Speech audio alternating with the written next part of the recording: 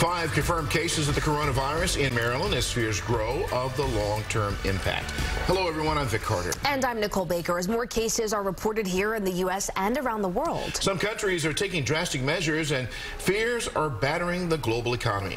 You look at the Dow Jones Industrials average moments before the closing bell. They are now 2,000 points down. At one point, it was down more than 2,000 points, as we mentioned today. It was triggering an automatic circuit breaker to halt trading. WJZ investigator Mike Hogan is live at the State House with what we know about these positive cases. Mike.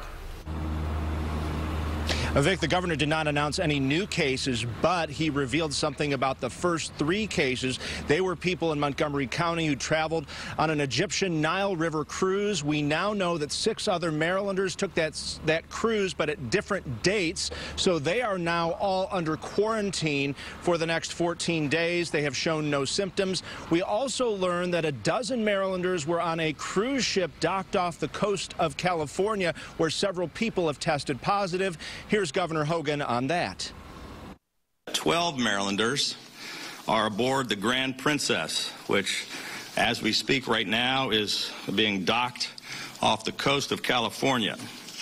All 12 of the Marylanders and many of the other U.S. citizens aboard that ship are currently being transported to military bases in Texas and Georgia for examination and to be quarantined. And we're also learning more about that case out of Harford County. That patient traveled to Turkey. It is the first case where someone has gotten coronavirus from travel to Turkey. Here's more on that. We will be operating as we normally do in Harford County. Right now, it is important for everyone to stay calm and stay informed. One of the latest Marylanders to test positive for the coronavirus is in Harford County. An 86-year-old woman traveled internationally. She did not show symptoms for 6 days upon returning to the United States. There appears to be no major exposure to the community, as this person went straight from the airport to home, did not exhibit symptoms until approximately 6 days after returning to the country, did not initially have respiratory symptoms or fever, but instead only had loss of appetite and fatigue. The patient has 2 family members at home who are quarantined, who have shown no symptoms and who are being asked to self-isolate and self-monitor for 14 days. 4 other positive Maryland cases are in Montgomery County.